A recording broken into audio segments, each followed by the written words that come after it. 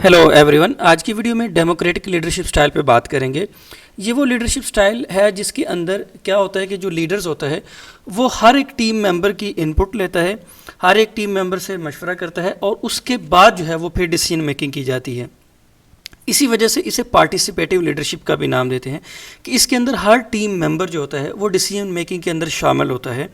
Leader जो है वो हर टीम मेंबर से सलाह मशवरा करता है, डिस्कशन करता है, उसकी बेस पे जो है वो डिसीजन मेकिंग करता है। लेकिन याद रहे कि जो फाइनल डिसीजन होता है वो अल्टीमेटली जो है वो लीडर का ही होता है। लेकिन उससे पहले फाइनल डिसीजन की तरफ जाने से पहले के जो मामलात होते हैं उसमें सारे के सारे टीम मेंबर जो हैं वो पार्टिसिपेट करते हैं, अपनी राय देते हैं, अपने अल्टरनेटिव्स देते हैं और अपना ओपिनियन देते हैं। उसकी बेस पे ब्रेनस्टॉर्मिंग होती है, डिस्कशंस होती है और एंड पे जो है वो फाइनल डिसीजन की तरफ जाया जाता है। चूँकि इसमें सारे टीम मेंबर शामिल होते हैं, हर टीम मेंबर अपनी इनपुट देता है, इस वजह से इसे पार्टिसिपेटिव लीडरशिप स्टाइल का भी नाम देते हैं। और ये मोस्ट इफ़ेक्टिव लीडरशिप स्टाइल है। मोस्ट इफ़ेक्टिव लीडरशिप स्टाइल इस वजह से है कि इसके अंदर जो है वो इंक्लूसिवनेस होती है और पार्टिसिपेशन होती है हर टीम मेंबर की। और जब हर टीम मेंबर की पार्टिसिपेशन होती है तो आपके पास डाइवर्स आइडियाज़ आ रहे होते हैं, डिफरेंट अल्टरनेटिव्स आ रहे होते हैं, डिस्कशंस आ रही होती है, डिफरेंट पॉइंट्स आ रहे होते हैं। उसकी बेस पे आपके पास बहुत सारा डेटा इकट्ठा हो जाता है, फिर आपके पास जो डिसीजन मेकिंग करना है वो बहुत आसान हो जाती है। बिकॉज जब आपके पास बहुत सारा ओपिनियन आ जाता है, बहुत सारी इन्फॉर्मेशन आ जाती है, बहुत सारे फीडबैक और इनपुट आ जाती है टीम मेंबर्स की, तो उसकी बेस पे जो लीडर्स होते हैं उनके लिए डिसीजन मेकिंग बहुत आसान हो जाती है।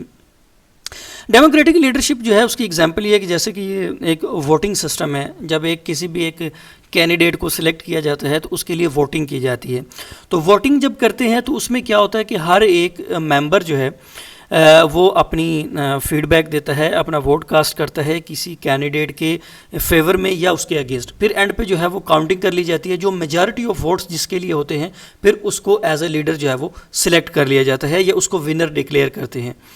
इसी तरह जो रियल लाइफ ऑर्गेनाइजेशंस होती हैं, ऑर्गेनाइजेशन के ऑपरेशंस में जब आप जो है वो कोई नई प्रोडक्ट लॉन्च करना चाह रहे हैं या आप बिज़नेस डिसीजंस कोई करना चाह रहे हैं, आप अपनी जो है वो मार्केट शेयर को बढ़ाना चाहते हैं या आप कोई नई प्रोडक्ट के अलावा आप कोई नई कंपनी लॉन्च करना चाहते हैं, अपने बिज़नेस को एक्सपैंड करना चाहते हैं या अपने जो वर्क प्रोसेसेस हैं, जो वर्क फ्लो है उसको आप अपग्रेड करना चाहते हैं, उसके अंदर आप चेंजेस लेके आना चाहते हैं या जो आपका जो वर्क प्रोसेस है उसको आप अपग्रेड करना चाहते हैं नई टेक्नोलॉजी के साथ। चूँकि ऑटोमेशन इंडस्ट्री ने ग्रो कर लिया हुआ है, इलेक्ट्रॉनिक्स इंडस्ट्री ने इतनी तरक्की कर ली है, तो जो काम मैनुअल होते थे, मैनुअल की बजाय अगर आप उसको ऑटोमेशन की तरफ शिफ्ट करना चाहते हैं तो इसमें जो लोग हैं जो उस मैनुअल सिस्टम में काम कर रहे हैं, अगर आप उनकी फीडबैक लेंगे, उनकी इनपुट लेंगे, उनके साथ डिस्कशन करेंगे, उसकी बेस पे जब आप डिसीजन मेकिंग करेंगे तो इससे क्या होगा कि वो जो टीम मेंबर्स हैं उनकी फीडबैक भी आपको आ जाएगी, वो आपको बेहतर गाइड कर सकते हैं। और जब आपके पास कंप्लीट डेटा आ जाता है तो उसकी वजह से जो लीडर के होता है उसके लिए डिसीजन मेकिंग करना बहुत आसान हो जाता है। इसीलिए जो है इसको डेमोक्रेटिक लीडरशिप स्टाइल कहते हैं और ये मोस्ट कॉमन लीडरशिप स्टाइल है। अब इसके देखते हैं इसके फ़ायदे क्या होते हैं। पहला फ़ायदा तो इसका ये होता है कि चूँकि सारे टीम मेंबर्स इसमें पार्टिसिपेट करते हैं तो सारे टीम मेंबर्स इसमें इन्वॉल्व होते हैं तो आपके पास मल्टीपल आइडियाज़ आते हैं। हर एक टीम मेंबर वो अपना आइडिया देता है, वो अपना ओपिनियन शेयर करता है, वो अपनी इन्फॉर्मेशन देता है और आपके पास अल्टरनेटिव्स किसी भी चीज़ के बहुत ज़्यादा आ जाते हैं। तो इससे क्रिएटिविटी बढ़ती है, इससे इनोवेशन आती है कि आप जो है वो डिफरेंट एस्पेक्ट्स में सोच सकते हैं।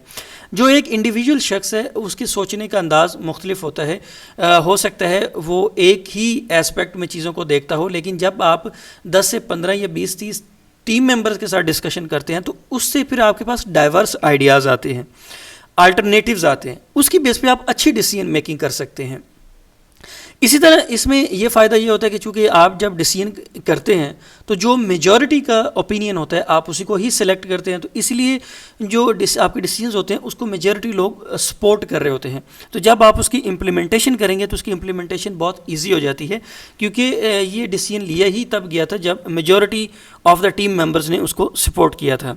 इससे एम्प्लॉयज़ की इन्वॉल्वमेंट और पार्टिसिपेशन बढ़ती है ऑर्गेनाइजेशन की डिसीजन मेकिंग के अंदर, क्योंकि वो अपनी फीडबैक देते हैं, वो अपने आइडियाज़ शेयर करते हैं, वो अल्टरनेटिव्स बनाते हैं based on their experience, knowledge and feedback. جو جس بھی وہ سیٹ اپ میں کام کر رہے ہیں وہ بہتر طریقے سے اس چیز کو جانتے ہیں، اس لیے جو وہ اپنی فیڈ بیک دیتے ہیں یا جب وہ انوالو ہوتے ہیں یا پارٹیسپیٹ کرتے ہیں ڈیسیجن میکنگ کے اندر، تو اس سے جو آپ ایفیکٹو ڈیسیجن میکنگ کر سکتے ہیں۔ اس سے امپلائز کی پروڈکٹیوٹی بھی بڑھتی ہے۔ پروڈکٹیوٹی کیسے بڑھتی ہے؟ جب آپ ایسا ڈیسیجن لیں گے جس کو میجورٹی سپورٹ کر رہی ہوگی تو ڈیفینیٹلی ان کے اندر ایک سینس آف کمٹمنٹ ڈیولپ ہوتی ہے آرگنائزیشن کے ساتھ، ایک ایموشنل اٹیچمنٹ ہوتی ہے، کیونکہ وہ یہ سمجھتے ہیں کہ جو ان کا اوپینین ہے اس کو ویلیو دی جاتی ہے، جو ان کی فیڈ بیک ہے اس کو ویلیو دی جاتی ہے، ان کا جو پوائنٹ ہے اس کو بھی ویلیو دی جاتی ہے۔ اس کی وجہ سے جو ہے ان کی موٹیویشن بڑھتی ہے، اور موٹیویشن سے الٹیمیٹلی جو ہے وہ امپلائز کی پروڈکٹیوٹی بڑھتی ہے۔ اب اس لیڈرشپ سٹائل کے کچھ ڈس ایڈوانٹیجز بھی ہیں، جیسے ہم نے کچھ فائدے دیکھے، اب کچھ اس کے نقصانات بھی ہیں۔ اب اس کے کیسے نقصانات ہیں؟ چونکہ اس میں بہت سارے لوگ ڈیسیجن میکنگ کے اندر شامل ہوتے ہیں، پوری ٹیم اپنی ان پٹ دے رہی ہوتی ہے، تو اس سے جو آپ کی ڈیسیجن میکنگ ہے اس پہ آپ کا ٹائم زیادہ لگتا ہے۔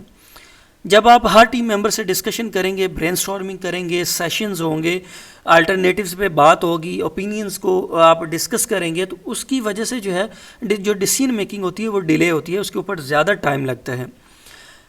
یہ جو لیڈرشپ سٹائل ہے یہ کرائسس میں افیکٹو نہیں ہوتا، کیونکہ کرائسس میں آپ کو ارجنٹ ڈیسیجن میکنگ کرنی ہوتی ہے، ود ان شارٹ ٹائم آپ کو ڈیسیجن میکنگ کرنا ہوتی ہے۔ تو ایسی صورتحال میں جب آپ سب سے ڈسکشن کرنا شروع کر دیں گے تو ٹائم زیادہ لگے گا، اور الٹیمیٹلی آپ کرائسس کو ڈیل نہیں کر پائیں گے۔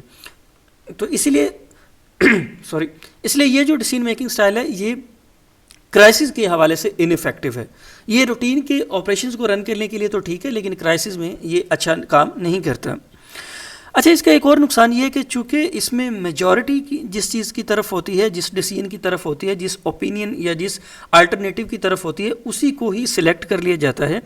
اس وجہ سے اس کا ایک نقصان یہ بھی ہے کہ ہو سکتا ہے میجورٹی کسی ایسے پوائنٹ کی طرف ہو جو کہ اچھا نہ ہو، تو میجورٹی جو ہے وہ اوور رائڈ کر لیتی ہے ڈیسیجن میکنگ کو، وہ ہائی چیک کر لیتے ہیں، جس طرف زیادہ لوگ ہو گئے وہی چیز کو ایکسیپٹ کر لیا جاتا ہے، لیکن ہو سکتا ہے وہ اچھی نہ ہو۔ یہ اس کا ایک نیگیٹو اسپیکٹ بھی ہے ڈیموکریٹک لیڈرشپ سٹائل کا۔ I hope you understand my point. Please subscribe my channel, like my video and comment. Thank you.